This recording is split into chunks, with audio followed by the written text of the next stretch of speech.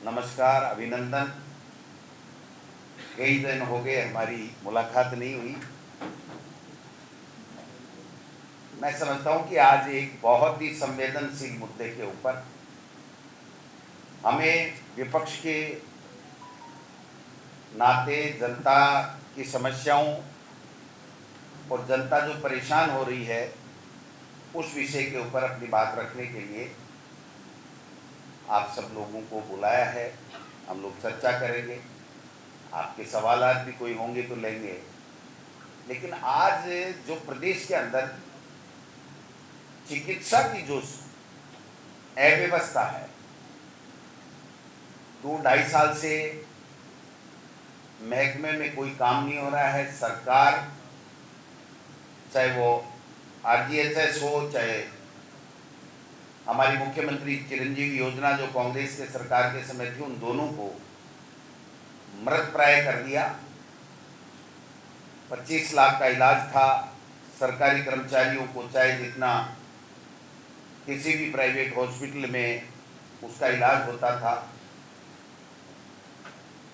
Right to health तक हम लोग चले गए थे। लेकिन आज दुर्भाग्य से पूरे प्रदेश के अंदर लोग परेशान हैं। हॉस्पिटलों में इलाज नहीं है, दवाइयाँ नहीं हैं, दवाइयाँ हैं तो नकली हैं, जिम्मेदारी लेने वाला कोई नहीं है, जवाब देने वाला कोई नहीं ले। और हमारी माताएं बहनें जो प्रसूताएं हैं वो हॉस्पिटल में दम तोड़ रही हैं। आपने देखा पिछले दिनों कोटा के अंदर 5 हमारी बेटियों की, बहनों की, प्रसूताओं की मौत हो गई, 6 अति गंभीर। जोधपुर के अंदर 2 गंभीर, 6 बीमार। हमारे बीकानेर के अंदर 6 महिलाएं, उसमें 2 की मृत्यु हो गई, 1 की डेड बॉडी परिजन लिए बैठे हैं, न्याय की गुहार कर रहे हैं। 6 किडनी फेल हो गई, ICU में आग लगी थी। मैं समझता हूं कि नकली दवाइयां, नकली इंजेक्शन और उनकी मौत प्रतिदिन, और वो भी जो बहन डिलीवरी के लिए आती है उनकी मौतें होना, और उसके बावजूद भी मुख्यमंत्री जी और मंत्री जी का कोई संवेदनशीलता नहीं। बल्कि मुख्यमंत्री जी तो कहीं गए भी नहीं।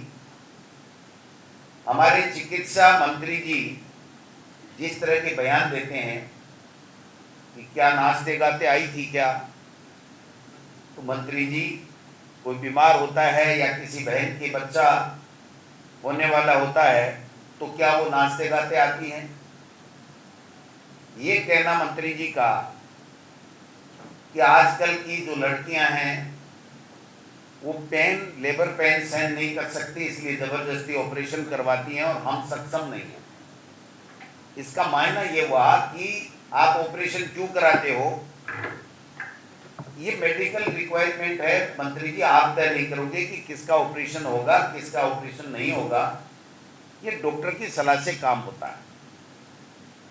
8-10 दिन तक कांग्रेस पार्टी ने और तमाम लोगों ने कोटा के अंदर धरना दिया, प्रदर्शन किया, कोई रिजल्ट नहीं आया, कोई मुआवजा नहीं, कोई नौकरी नहीं। यही जोधपुर का हाल है। और बीकानेर के अंदर आपने देखा होगा कि जहां भी आज की तारीख में भी धरना प्रदर्शन और हमारे लोग वहां पर जो मृतक है उसके शव को लेकर के लोग बैठे हैं, उसके बावजूद भी सरकार के कान में जू भी नहीं रह गई। ये बहुत ही गंभीर बात है। मैं समझता हूं कि सरकारी संरक्षण में भ्रष्टाचार और C-सेक्शन सर्जरी के बाद में मौतें, ये बहुत ही शर्मनाक बात है। कब सिर्फ की दवाई से मौत, कोई फर्क नहीं पड़ता इस सरकार के। डिलीवरी के समय सिजेरियन हो रहा है, मौतें हो रही हैं, कोई फर्क नहीं पड़ता इस सरकार के। आज तक जांच रिपोर्ट नहीं आई।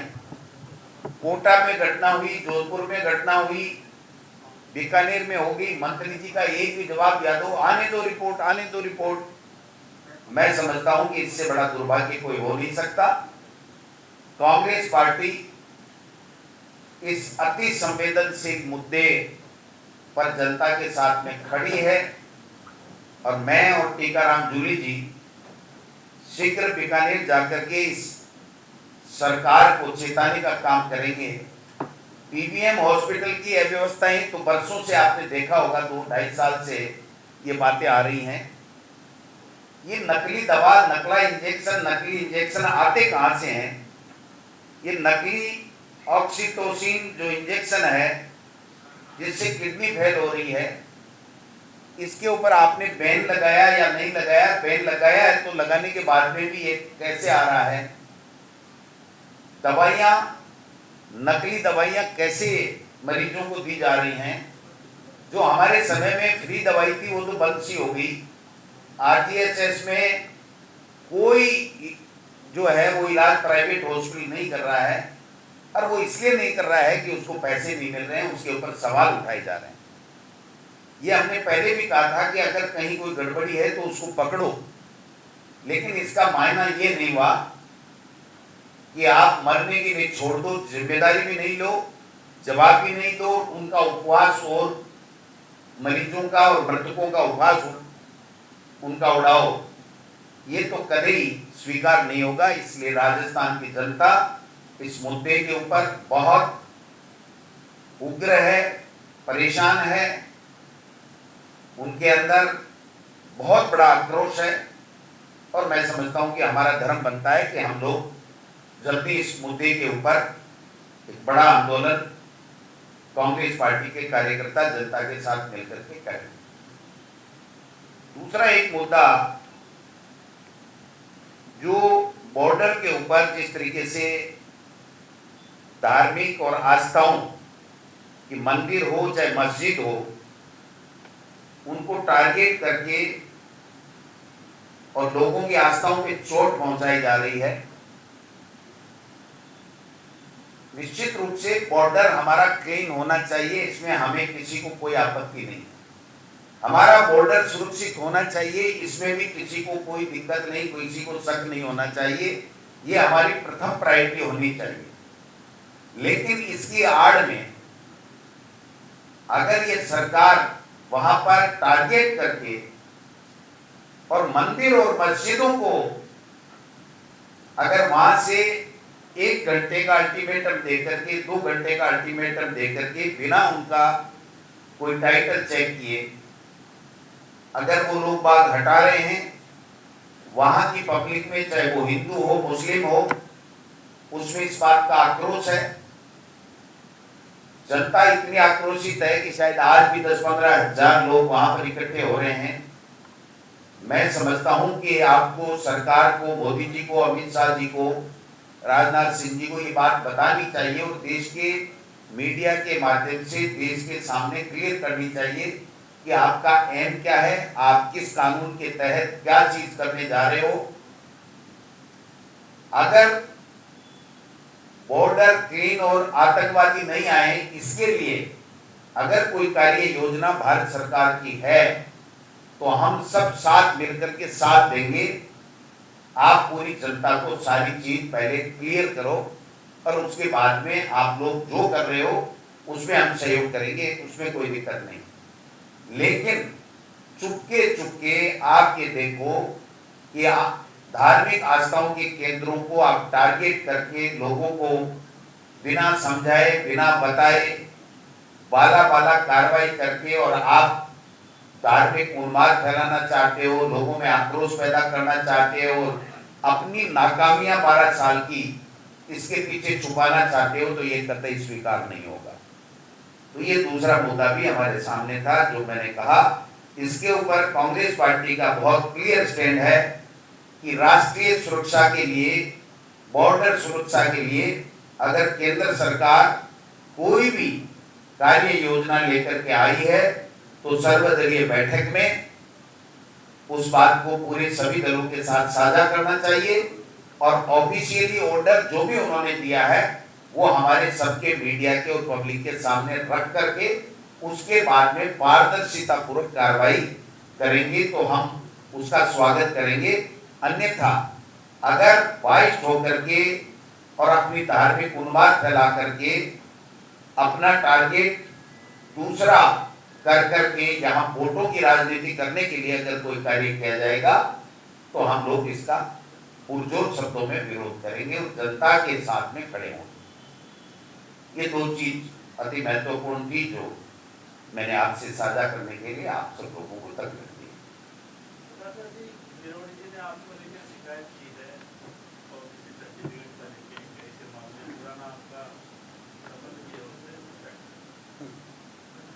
कोतवाल चोर कोतवाल को डांटे, ये तो यही कहानी होगी ना।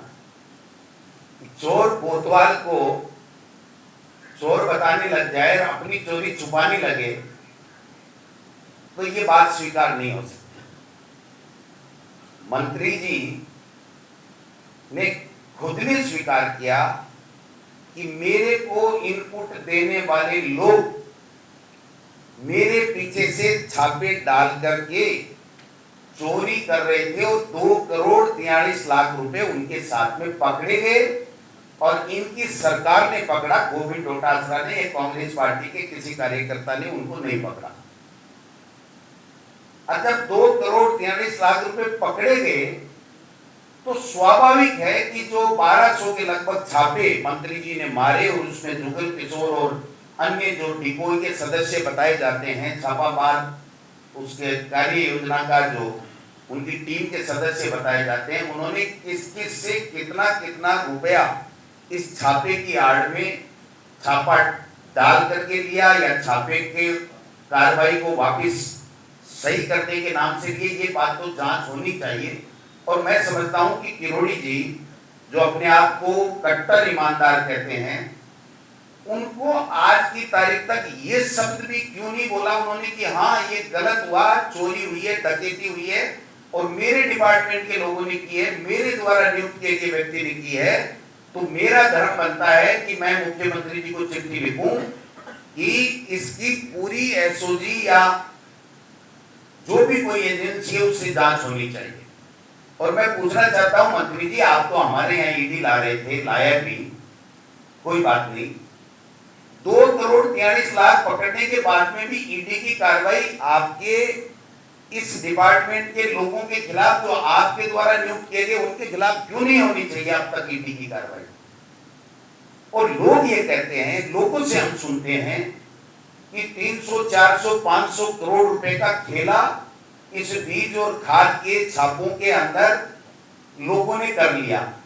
तो मंत्री जी की जिम्मेदारी बनती है कि उनके ऊपर कोई लांछन ना लगे 1 रुपए का भी, इसलिए उनको आगे बढ़ करके मुख्यमंत्री जी को यह लिखना चाहिए कि मुख्यमंत्री जी हमारी सरकार जवाबदेही में और जीरो भ्रष्टाचार में, जीरो टॉलरेंस में विश्वास करती है, इसलिए इसके अंदर दूध का दूध पानी का पानी होना चाहिए और ये जांच होनी चाहिए। अगर मंत्री जी ये बात कहते तो मैं खुद सलूट करता और उनको कहता कि एक कट्टर ईमानदार आदमी है, जब इनके डिपार्टमेंट में भ्रष्टाचार हुआ है तो ये आगे चल करके उसके ऊपर जांच करवाने के लिए तैयार हो गए, बल्कि उल्टे मंत्री जी जाकर के एसीबी में जाते हैं, डीजी एसीबी के पास में जाते हैं जो मंत्री को अधिकार नहीं होता है, अकेले जाते हैं जिसका उनको कोई अधिकार नहीं बनता है। मैं समझता हूं कि ये जो उनकी संदेहास्पद जो गतिविधि है उसके कारण से उनके ऊपर आज भी सवाल बना हुआ है कि क्या इस बीज खाद के घोटाले में किरोड़ी लाल जी मंत्री जी का तो कहीं कोई हाथ नहीं है। ये शंका उत्पन्न होती है और जनता में शंका है, और ये किरोड़ी जी खुद कहते हैं कि मेरे ऊपर शंका हो रही है, लेकिन वो ये नहीं कह रहे कि ये जो पैसे इकट्ठे किए, भ्रष्टाचार किया, उसमें शंका हो रही है। वो कह रहे हैं डॉक्टर और मंत्री का एफआईआर में नाम आ गया इसलिए मेरे पे लोग शंका कर रहे हैं। तो मंत्री जी अपने आप को क्लीन चिट दिलाने के लिए आप डीजीपी में जा सकते हो। तो मेरा तो इतना कहना है कि आपको इस विभाग में हुए भ्रष्टाचार के ऊपर आपको डीजीपी के पास जाकर के या मुख्यमंत्री जी के पास जाकर के एक चिट्ठी जो मेरे खिलाफ आपने आरोप लगाने की लिखी है, वैसी की वैसी एक चिट्ठी मैं उम्मीद करता हूं कि आप 24 घंटे में, 12 घंटे में कभी तो देंगे। मैं इसलिए बार बार कह रहा हूं कि सीकर में जो संदीप और रोहितास जिनके खिलाफ एफआईआर हुई, जिन्होंने मंत्री जी के नाम से ओएसडी बंद करके पैसे मांगे, उन दोनों के साथ जब वो सीकर में थे तो जुगल किशोर जो पकड़ा गया रंगे हाथों, वो जुगल किशोर भी उनके साथ में था और जुगल किशोर थाने में भी साथ में गया है उन दोनों व्यक्तियों के, कार्मिकों के, जिनके लिए मंत्री जी कहते हैं कि मेरे डिपोई के मेंबर थे। आज तक आदेश तो हमने देखा नहीं वो डिपोई के थे, किस भी चीज के थे।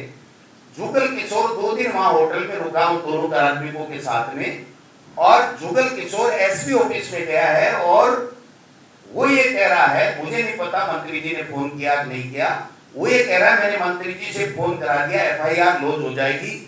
और उन दोनों जो पैसे मांग रहे थे मंत्री जी के ओएसडी बन के, उन पे एफआईआर नहीं करके वहां का पुलिस महकमा, एसपी, इनके बीज वाले के विकास बीज भंडार के खिलाफ में राजकीय कार्य में बाधा का मुकदमा दर्ज करा देता है।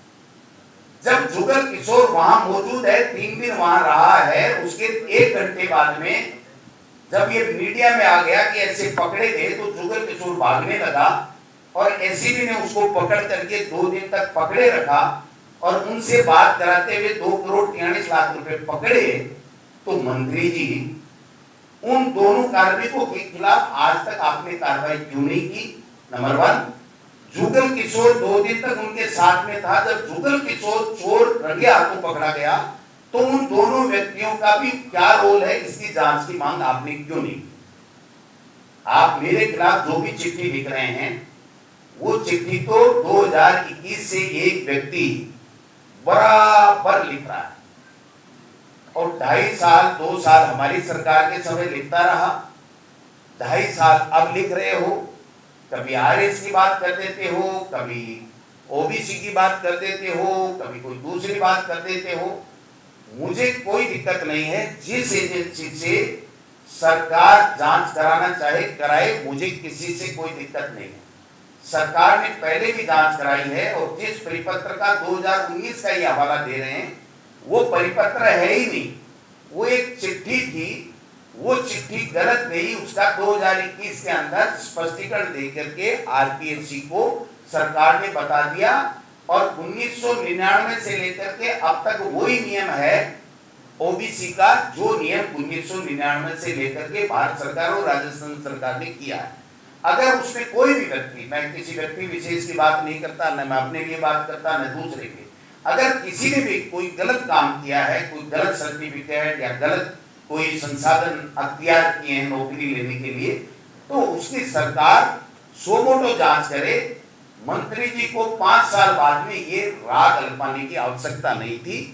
मैं समझता हूं कि उन्होंने अपने ऊपर पर्सनली इस बात को ले लिया कि मेरे डिपार्टमेंट के खिलाफ टोटासरा कैसे बोला, इसलिए इसको हम लोग बदनाम कैसे करें, ये कैसे बोल रहा है, इतना क्यों बोल रहा है। मैं समझता हूं कि मंत्री जी, अगर आप जैसा कह रहे हो कि मैं भ्रष्टाचार के खिलाफ हूं, तो ये लड़ाई हमको दोनों को मिलकर के साथ लड़नी चाहिए। आप भी भ्रष्टाचार मिटाना चाहते हैं, मैं भी भ्रष्टाचार मिटाना चाहता हूं। आप अपने विभाग की पहले जांच करा करके पाक एंड साफ घोषित हुई और उसके बाद में मुझे बताइए कि मेरे बारे में, आपको बच्चों के बारे में, रिलेटिव के बारे में क्या जांच करानी है वो बता दीजिए, कोई दिक्कत नहीं। और आपकी तो सरकार है साहब, आप मुख्यमंत्री को धमकी दे रहे हैं कि सीमा मत लांघिए, लक्ष्मण रेखा मत लांघिए। इससे आपकी कमजोरी साबित होती है, आपके ऊपर पुनः शक के बादल मंडराने लग जाते हैं। इसलिए मैं नहीं चाहता कि हमारी सरकार का मंत्री वो किसी के नजरों में गड़बड़ लगे, भ्रष्टाचारी लगे, चोर लगे, बेईमान लगे, उसको अपनी आप सो मोटो लिख करके मुख्यमंत्री जी को इस पूरे डिपार्टमेंट में 1200 छापे डालेंगे, उन छापों की जांच उनको करा लेनी चाहिए।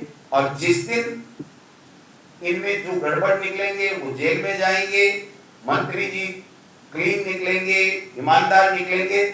मैं खुद धन्यवाद देने के लिए जहां वो कहेंगे वहां चला जाऊंगा कि वास्तव में मंत्री हो तो ऐसा, लेकिन अपनी बारी आए तो दूसरों की तरफ अंगुली कर करके कि देखो चोर जा रहा, देखो चोर जा रहा, देखो चोर जा रहा, ये कह करके अगर सही मायने में जो चोर है वो अगर छिप करके जनता की नजरों से निकल जाएगा तो मंत्री जी ये राजनीति गंदी हो जाएगी। हम लोगों पे कोई विश्वास नहीं करेगा कि भाई आप ये क्या कर रहे हो। इसलिए अगर आप जीरो टॉलरेंस भ्रष्टाचार की बात कर रहे हो तो आपको अपने आप को पहले क्लीन करना पड़ेगा और उसके बाद में आपको दूसरों पे आरोप लगाने का अधिकार है। आज तक आप लगाते रहे क्योंकि आप पे कोई बात नहीं लगी। जब आपके डिपार्टमेंट की बात आ गई तो आप लोग हमारे ऊपर 5 साल पुराना मामला लेकर के पुनः करने लगे। ये जो जांच है वो जांच पहले भी सरकार के द्वारा भी हो चुकी है, कोर्टों के द्वारा भी आपने जितने भी इस प्रकार से कोर्टों में कराए थे उनमें भी फैसले हो चुके हैं। इसलिए कृपया कोई नई चीज लाइए, पुरानी चीजों में अपना समय व्यर्थ मत गवाइए और सरकार के ऊपर आरोप मत लगाइए। और भविष्य में आप अकेले किसी भी डीजीपी के पास में आपको शायद मंत्री रहते हुए जाने का अधिकार नहीं है, क्योंकि पता नहीं आपने क्या बातें की क्या नहीं की। कभी आप जेल में जाकर के मुजिब से मिलते हैं, कभी आप ईडी ऑफिस में जाकर के मिलते हैं, कभी आप जाकर के जो है वो एसीबी ऑफिस में मिलते हैं, कभी वीके सिंह जी जब एसओजी थे तो एसओजी में जाके मिलते हैं। तो फिर मंत्री और आम लोगों में क्या फर्क रह जाएगा, ये मैं कहना चाहता हूं। बाकी देखिए किसी पे भी आरोप लगे, कोई भी व्यक्ति आरोप लगाए, सरकार अपने स्तर पे जांच करे और जांच करके सही तथ्य लोगों के सामने रखे तो मैं समझता हूं कि राजनीति की सुचिता कायम रहे। आपके जो आरोप है वो कृषि विभाग पे है या मंत्री पे? देखिए कृषि विभाग के जो डायरेक्टर जुगल किशोर बिश्नोई जिसकी नियुक्ति माननीय किरोड़ी लाल मीणा जी के द्वारा और सरकार के द्वारा की गई, अगर वो उसके साथी अगर 2,43,44 लाख रुपए की भ्रष्टाचार करते हुए उगाई करते हुए पकड़े जाते हैं तो नैतिक जिम्मेदारी मंत्री और सरकार की 100% बनती है। राजस्थान सरकार यूनिफॉर्म सिविल कोड लाने के बताओ कि ये उनके मंत्री रहते हुए जांच हो सकती है क्या? आपको लगता है क्या? किसकी जांच? जो जांच की बात कर रहा है अब इस सरकार को तय करना है भाई साहब। इनके तो राजनाथ सिंह जी ने कहा है ना कि केंद्र हो चाहे राज्य हो, ये यूपीए गवर्नमेंट नहीं है जो जिम्मेदारी और जवाबदारी तय करके इस्तीफे ले लिए जाते हो नैतिकता के आधार पर। हमारे यहाँ नैतिकता का कोई पैमाना नहीं है। हमारे यहाँ तो लूटो खोसो खाओ इस्तीफा मत दो, ये परंपरा है। ये राजनाथ सिंह जी ने कहा था। तो आप बताइए कि आज तक मंत्री अगर एक शब्द नहीं बोले, 2,43,00,000 कहां से आए कैसे आए, डिपार्टमेंट की जांच तक नहीं बैठा है और उन 2 कार्मिकों को जो सीकर में पकड़े गए उनके खिलाफ शोकॉज नोटिस भी नहीं दिए, तो निश्चित रूप से जनता का शक होना, हमारा उनके ऊपर शक होना स्वाभाविक है।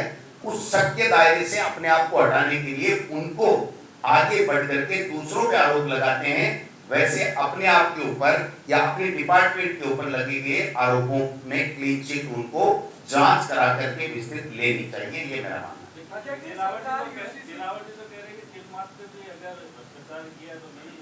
नहीं, ये नहीं बोला उन्होंने कहा किरोड़ी है जैसा ही मैं, तो इसमें किसी को कोई ज्यादा शक नहीं। उन्होंने कहा कि किरोड़ी जी है वैसा ही मैं हूँ, तो हमें तो किसी को शक नहीं है। हम किसी के ऊपर प्रश्नवाचक चिन्ह क्यों लगाएंगे, दोनों एक जैसे नहीं। यूसीसी लेके आ रही है सरकार, कमेटी बनाती है यूसीसी। भाई साहब इनके पास कुछ और सामान ही नहीं है। कभी बॉर्डर पे, कभी यूसीसी पे, कभी सांसदों को तोड़ने पे, किसी सरकारों को गिराने पे, किसी की ईडी इनकम टैक्स भेज करके प्रताड़ित करना, फिर इलेक्ट्रोल बॉन्ड लेना, ये यही तो चल रहा है इस देश में 12 साल से।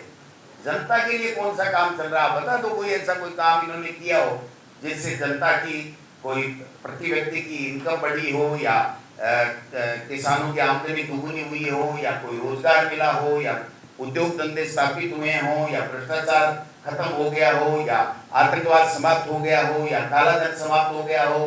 ऐसी कोई बात बताई तब तो समझ में आती है, वरना तो वही है कि हमें तो हमारा वोटों से मतलब है, देश से हमारा कोई सरोकार नहीं है। यही पैटर्न पे ये बीजेपी और चल रही है।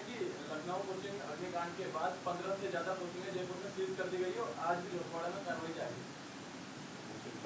मैं समझता हूँ ये तो सतत प्रक्रिया होनी चाहिए ना, डॉक्यूमेंट चेक करना, बच्चों की भविष्य को सुरक्षित रखना। इसमें तो कोई घटना होने के बाद में अगर कोई बात करे तो फिर सरकार क्या है। घटना पे एक्शन होना अलग बात है, लेकिन ये घटना ही ना घटित हो इस तरह की व्यवस्था किसी भी सरकार को करनी चाहिए, और उस दिशा में कोई भी कदम उठाते हैं तो स्वागत है। आपने कहे थे कि कांग्रेस घर को मजबूत करने के लिए हमने जिला अध्यक्ष मजबूत बनाया। अरे मुद्दे पर अध्यक्ष बनाए, मुद्दे पर अपनी मीटिंग भी यहाँ कर रहे हैं प्रदेश कार्यालय में। कहीं भी करने क्या दिक्कत है, प्रदेश कार्यालय में स्थान है तो दे दो, विवाह स्थल में क्यों करें। और मैंने तो कह दिया भाई भवन अपना बनाओ। अगर मेरा भवन यहाँ कांग्रेस का है, कांग्रेस के कार्यकर्ता बैठ कर के चर्चा कर रहे हैं, अपनी बात कर रहे हैं, तो इसमें कोई बुरा नहीं है। सवाल ये है कि हमारा उद्देश्य, हमारा ध्येय ये होना चाहिए, हमारा प्रयास ये होना चाहिए कि हम आने वाले दिनों में सभी जिला कांग्रेस कमेटियों का अपना अलग भवन बनाएं। मैं समझता हूँ उस दिशा में हम लोग काफी जगह काम कर रहे हैं। बाबूलाल कटारा का उन्होंने बाबूलाल कटारा के बयान को भी उसके अंदर कोट किया है कि बाबूलाल कटारा ने कहा कि आप कोई मतलब की बात नहीं है। वो कृषि के ऊपर जो घोटाला हुआ, 2 करोड़ 43 लाख पकड़े गए, उनमें कौन कौन शामिल है, ये पैसा कहाँ तक जा रहा था, कितना गया और कितना बीच में रुक गया, 60 लाख कहाँ गए हुए। सवाल ये है, इसके ऊपर चर्चा करो मंत्री जी। दूसरी बातों में क्या रखा है, ये इधर उधर की बात करके अगर चोर पतली गली से निकलना चाहे तो आपको हम निकलने नहीं देंगे भैया।